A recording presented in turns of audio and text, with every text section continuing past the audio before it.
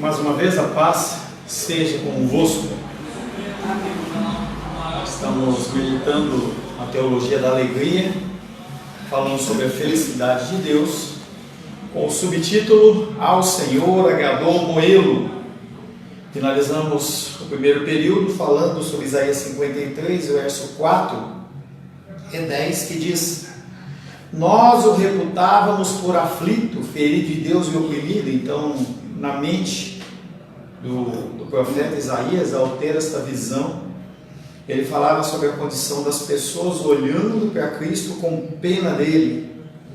E Isaías 53, 10 fala que tudo aquilo que aconteceu segundo a vontade de Deus. Mesmo assim, certamente, quando Deus viu a agonia do seu Pai amado e a bondade que o levou à cruz, não teve prazer nessas coisas em si, olhando pelas lentes estreitas. Não tem como Deus olhar para a figura do seu Filho querido e amado, passando por aquelas coisas dentro da lente estreita, que é um conceito que não é bíblico, é um conceito que nós estabelecemos para facilitar o nosso entendimento. Independente disso, ele abomina o pecado como tal, e o sofrimento do inocente, no caso, na figura de Cristo. Hebreus 2:10.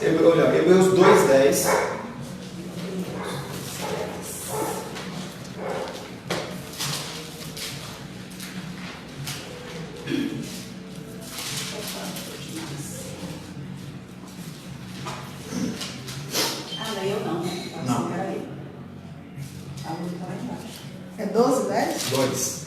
2. 10? Só um minutinho.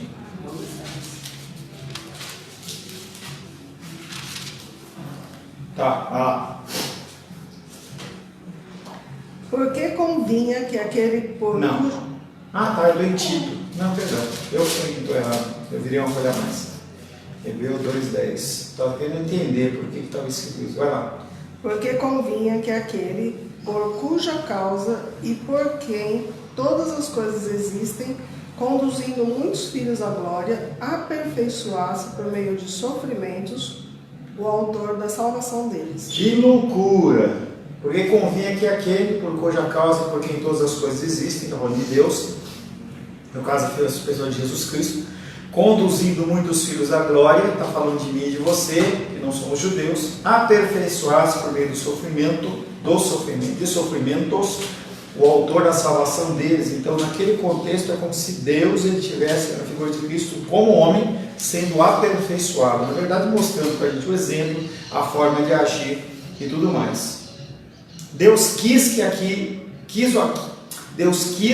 aquilo que ele abominava.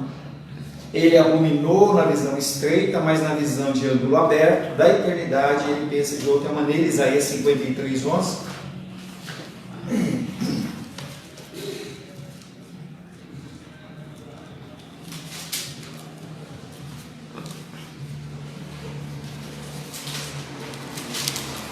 Dentro da visão estreita, o sacrifício, a morte, a dor, a abominação do pecado.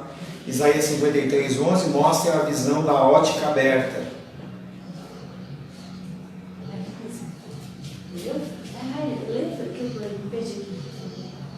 Quer que eu leia?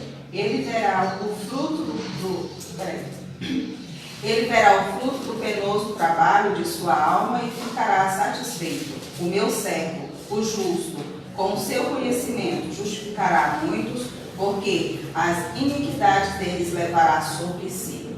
Então, ele, Cristo, verá o fruto do penoso trabalho de sua alma e ficará satisfeito. O meu servo, o justo, com o seu conhecimento, com a sua ação, na verdade, justificará muitos, porque as iniquidades deles levará sobre si. E ele é aquele que, na cruz do Calvário, se fez maldito por nós. Quando considerava a universalidade das coisas, o Pai via a morte do Filho de Deus como uma forma magnífica de demonstrar a sua justiça. Romanos capítulo 3.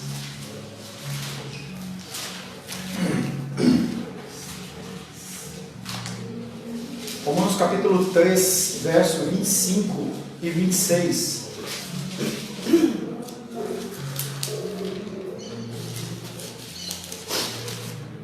A quem Deus propôs no seu sangue como propriação mediante a fé, para manifestar sua justiça, por ter Deus, na sua tolerância, deixado de impunes os pecados anteriormente cometidos, tendo em vista a manifestação da sua justiça no tempo presente, para ele mesmo ser justo e justificador daquele que tem fé em Jesus. Manifestação da sua justiça. Então essa manifestação da justiça dele ocorreu de uma forma maravilhosa, e sempre que nós falarmos da ação de Deus, na maravilha de Deus, nós temos que sempre lembrar do antigo do Egito, quando as pragas elas eram consideradas maravilhas sobrenatural de Deus, independente do ser humano ver como algo positivo ou negativo, ele olha para essas situações e declara como maravilhoso. Então, quando considerava a universalidade das coisas, o Pai via a morte do Filho de Deus como uma forma magnífica de demonstrar sua justiça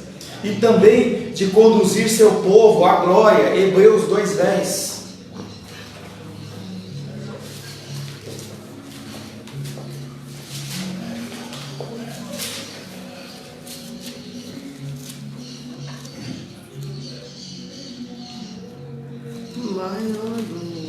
Hebreus 2:10. É você de novo, Diego. Não, sou eu. Falou aí, né? Porque convinha que aquele por cuja causa e por quem todas as coisas existem, conduzindo muitos filhos à glória, aperfeiçoasse por meio de sofrimentos o autor da salvação deles. Lente aberta ou fechada? Aberto. Aberta, claro. Entendeu? Não está olhando o sacrifício temporal e cronológico de Cristo, mas está vendo a vida de Paulo, de Luísa, de Rosângela, de Diene, de Benisa sendo salvos através do sacrifício dele, ou seja, ele nos conduz através do seu sacrifício. E também de manter os anjos louvando e adorando ao Senhor por todo sempre. Apocalipse capítulo 5.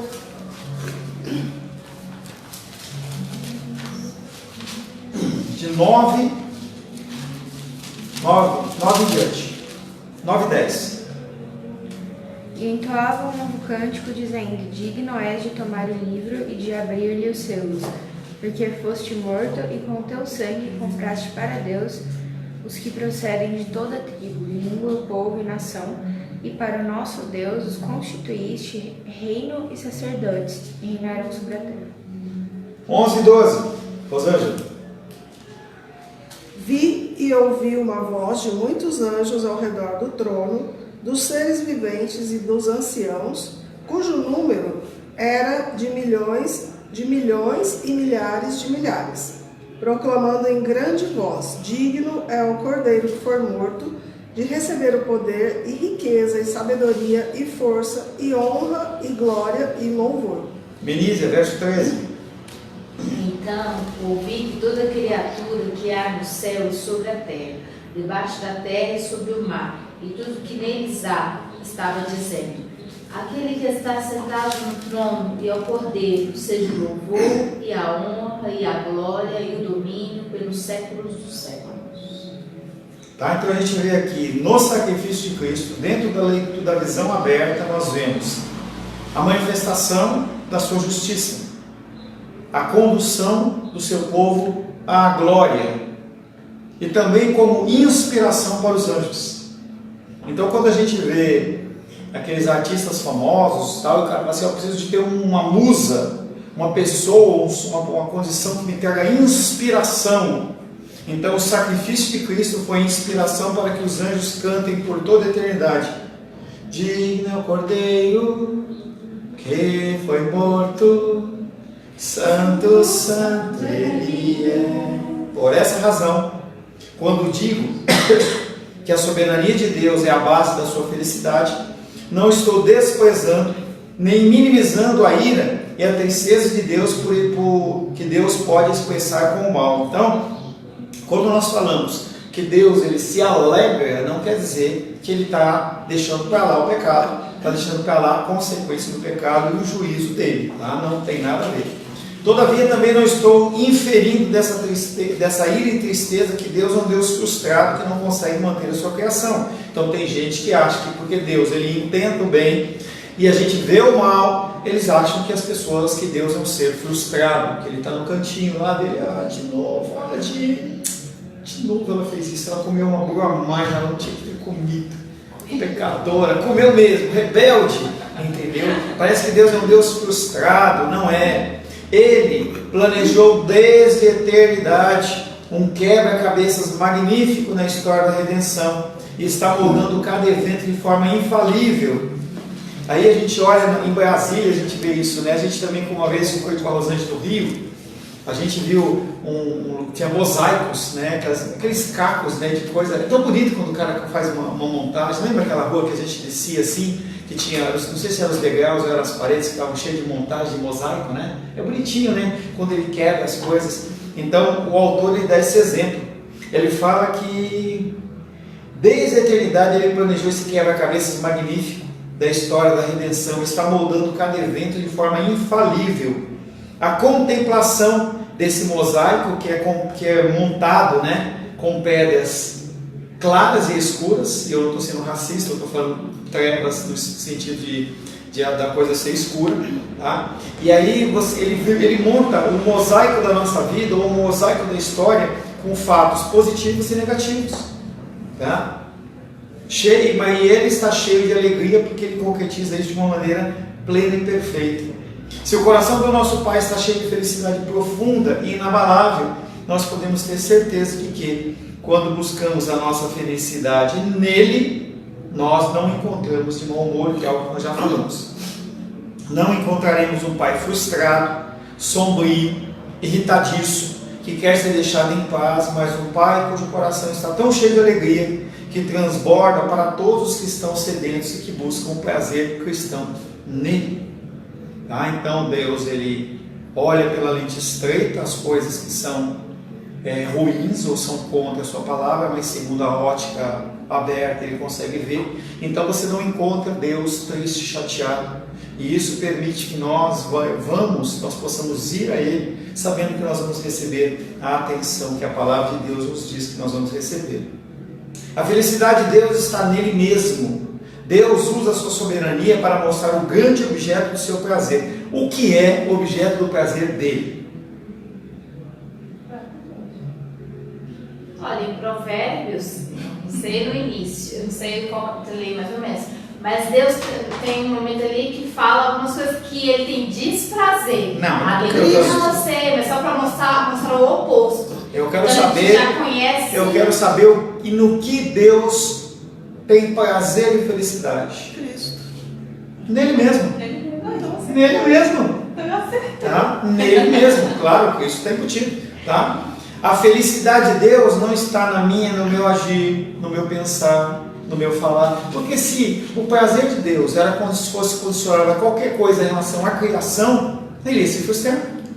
Mas a felicidade está nele mesmo. Porque o que ele determinou vai se cumprir. Porque ele é o eu sou. Ele é o eu sou. E eu acho que já comentei com vocês, é algo que eu tenho, de vez em quando eu consigo lembrar, né? E a gente não falar assim, eu sou tal coisa. Eu estou. Tá? Eu estou. Eu sou é Cristo, é Deus. Tá? Então a felicidade de Deus está nele mesmo. Deus usa a sua soberania para mostrar o grande objeto do seu prazer, a sua própria glória, a beleza das suas perfeições, dos seus atributos multiformes. Ele faz tudo o que faz para exaltar o valor da sua glória. Ele seria injusto se ele valorizasse qualquer coisa além daquilo que tem valor supremo, que é ele mesmo. Se ele valorizasse o meu sacrifício, o meu dízimo, a minha presença, ele estaria valorizando uma coisa que é abaixo dele mesmo. Ele seria injusto em relação a isso. O principal propósito de Deus é glorificar a Ele mesmo e ter prazer em si mesmo para sempre. É uma coisa louca, né? Parece que é uma frase que parece que não é muito bem montada. E isso acontece porque nós temos aversão a esse tipo de coisa. Nós vamos falar um pouco sobre essa condição que nós temos de repúdio com alguém que se exalta. Com alguém que fala assim, eu sou bom, eu sou o melhor, eu resolvo. O principal propósito de Deus é glorificar a Ele mesmo e ter prazer em si mesmo para sempre. Vimos até aqui que Deus é absolutamente soberano sobre o mundo e toda a criação. E que por isso pode fazer qualquer coisa que lhe agrade, porque Ele é onipotente. De modo que Ele não é um Deus frustrado, mas um Deus profundamente feliz, que se alegra em suas obras. Salmos 104,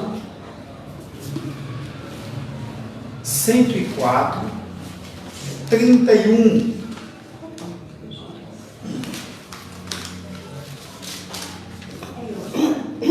Não lembro que ele é o último. 104, 31. A glória do Senhor seja para sempre, exulte o Senhor por suas obras. E aí, apesar de um salmista estar declarando, a gente tem que sempre lembrar que esse salmista foi inspirado por Deus. Então, o que ele está falando ali, se a gente fosse colocar em primeira pessoa, é: a minha glória é para sempre, e eu exulto nas minhas obras, no meu agir, no meu fazer. Deus é profundamente feliz e se regozija em todas as suas obras, quando as considera em relação à história da redenção, que ainda não vimos. É como essa felicidade inabalável de Deus é realmente felicidade em si mesma. Vimos que Deus tem o poder soberano para fazer tudo que lhe agrada, mas ainda não vimos especificamente o que é que lhe agrada. Ele tem prazer em todas as coisas que ele faz. Ele tem prazer em si mesmo. E aí nós vamos falar um pouco sobre as coisas de uma forma específica. Por que contemplar o mosaico da história da redenção alegra o coração de Deus? Porque quando ele olha a história como um todo, ele se alegra. Será que isso não é idolatria? Que Deus tem prazer em algo que não é Ele mesmo? Portanto, agora temos que perguntar: o que deixa Deus feliz? O que há na história da redenção que alegra o coração de Deus? O caminho para a resposta é investigar o que Deus procura com todas as suas ações. Se pudermos descobrir qual é esta coisa que Deus busca em tudo o que faz, nós saberemos o que mais o alegra, saberemos que está em primeiro lugar em suas afeições, é mais ou menos o nosso lanche.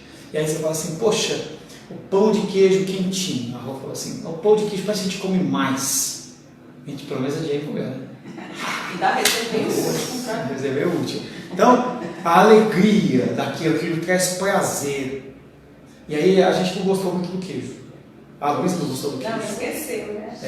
Aí ela fala assim: por que ela não se alegra? Porque ela não tem prazer. Então a gente tem que descobrir. Se eu quiser agradar a Lúlia, eu tenho que oferecer para ela não banana, não uma bala de gengibre, que eu comprei uma bala de gengibre cheia de pelinho. Então tem coisas que a minha filha não gosta. Se eu quiser agradá-la, eu tenho que saber o que ela gosta. Então nós precisamos aprender o que Deus gosta para que nós possamos executar essa prática com mais frequência, que não é o que acontece em muitas igrejas. Então a pessoa oferece o que ela quer. Eu vou dançar. Deus está querendo que eu dance? Eu estou querendo fazer um teatro no meio da igreja. Deus quer que você faça teatro? Deus quer que você faça um culto da vitória? A gente tem que olhar nas escrituras o que Ele quer que a gente faça. E nós não podemos usar do culto para expressar o nosso amor segundo o meu e minha vontade. E é algo que eu e Rosângela temos tentado trabalhar na nossa vida em relação a isso. Não é tudo que eu faço que a agrada, mesmo que eu ache que é legal, e nem tudo que ela faz para mim me agrada, mesmo ela achando que é legal. E se nós queremos agradar ao próximo, nós temos que saber o que ele fica feliz. E nós temos que saber também o que Deus quer que nós façamos para que ele seja agradável. Pastor, como você mesmo ensina, fala algumas vezes, que o propósito de Deus, a vinda de Cristo, foi o cumprimento das Escrituras. Primeiramente, não foi nós, não, foi o cumprimento das Escrituras.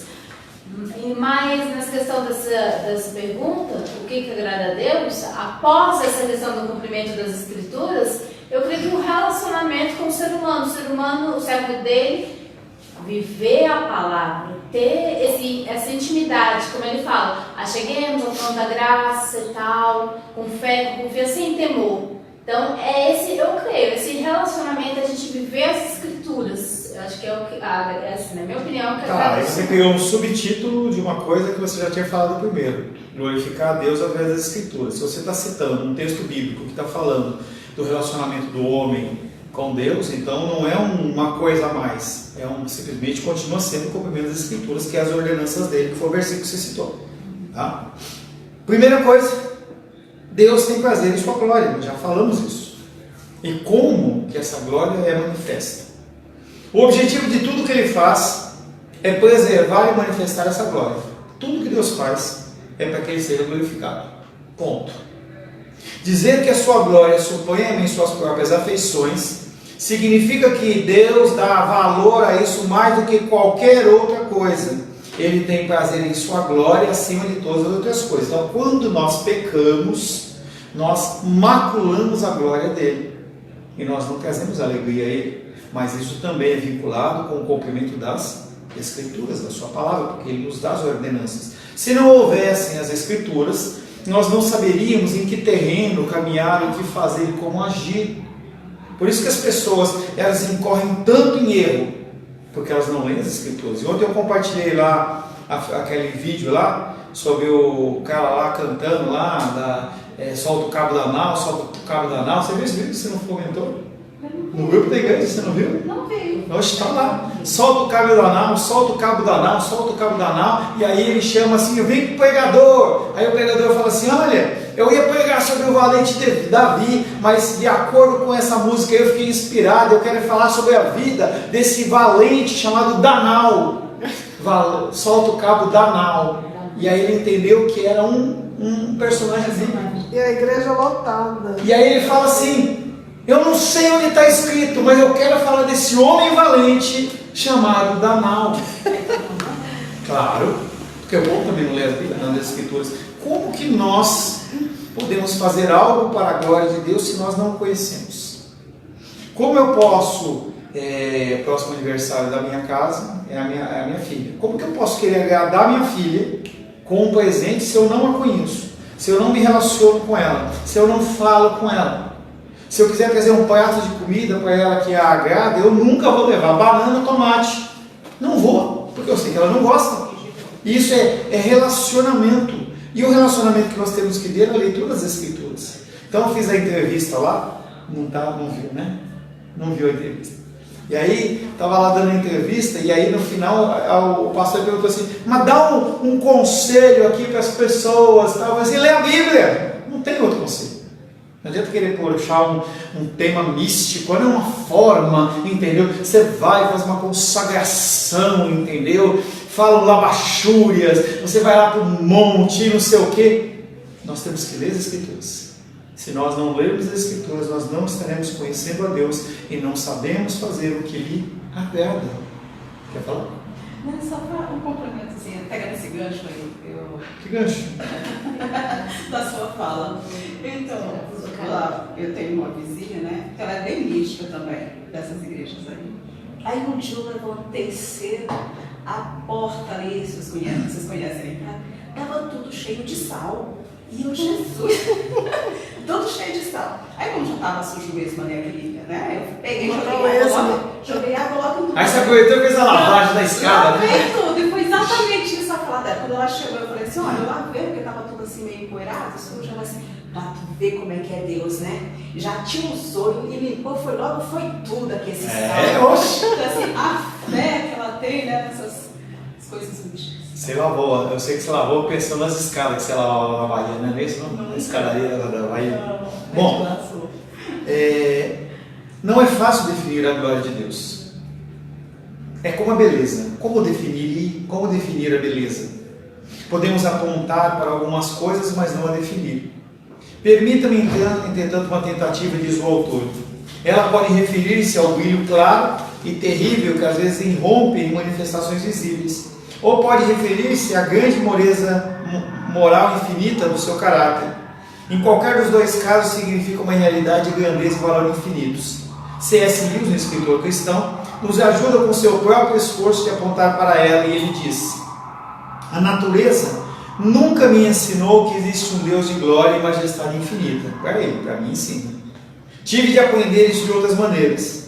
Mas a natureza deu à palavra glória um sentido para mim. Ainda não sei aonde mais eu poderia ter encontrado o sentido. Então ele diz que no início da caminhada dele ele não conseguia ver Deus na natureza. Mas o versículo lá em Romanos fala que através da natureza nós conseguimos ver a glória de Deus. E aí, em algum momento da caminhada desse homem, ele conseguiu parar e contemplar e falar assim: é Deus. Não tem como olhar, toda vez que a Bíblia traz as coisas, você olha e fala assim: quanto detalhe, qual a perfeição de uma flor, quanto perfeito, quanto lindo e maravilhoso. E aí a gente olha para uma situação como essa e vê que a palavra de Deus diz que as flores elas são tão lindas, mas daqui a pouco você joga ela fora porque ela murchou e secou. As minhas estão vivinhas até hoje. Ah, é? Ah, A da rua também tá. Pastor, tipo nessa questão da flor, você tá falando, uma vez, um vasinho lá em casa, assim, uma planta lá, e aí eu cheguei mais perto para observar.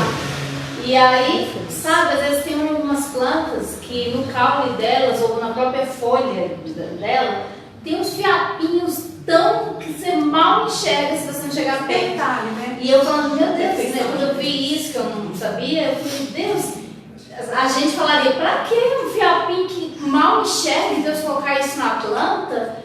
Sabe? Deus é muito profundamente detalhista. Uns fiapinhos nas folhas, um caule que você quase invisível. E a gente fica, por que Deus, né? Quando a gente fala, não, você é tão pequeno, pra que ele colocar? E você vê a manifestação de Deus quando você está diante do Antigo Testamento, da forma que ele quer ser adorado, né? Então, como você lê, ele quer ser adorado dessa forma aqui, quer ser cultuado desse jeito. Então, existe todo o detalhe. É da forma que ele quer, a soberania dele.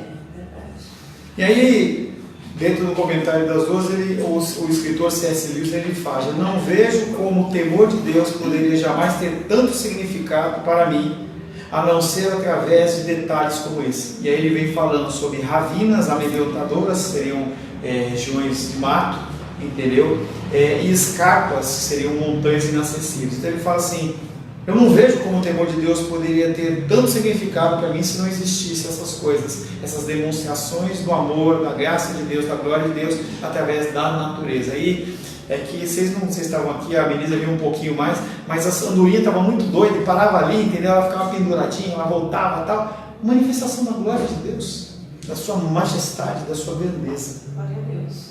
O objetivo principal de Deus, portanto, é preservar e manifestar a sua grandeza e valor infinitos e terríveis, ou seja, a sua glória. Por isso que, quando o fim dos tempos chegar, Ele vai restaurar a terra com fogo para fazer dentro do propósito original em que tudo era bom. E aí, Deus ele não tem raiva da sua criação, Ele vai restaurar e a gente não consegue imaginar como que vai ser isso. Mas vai haver uma restauração não só do planeta Terra, mas no sentido de universo.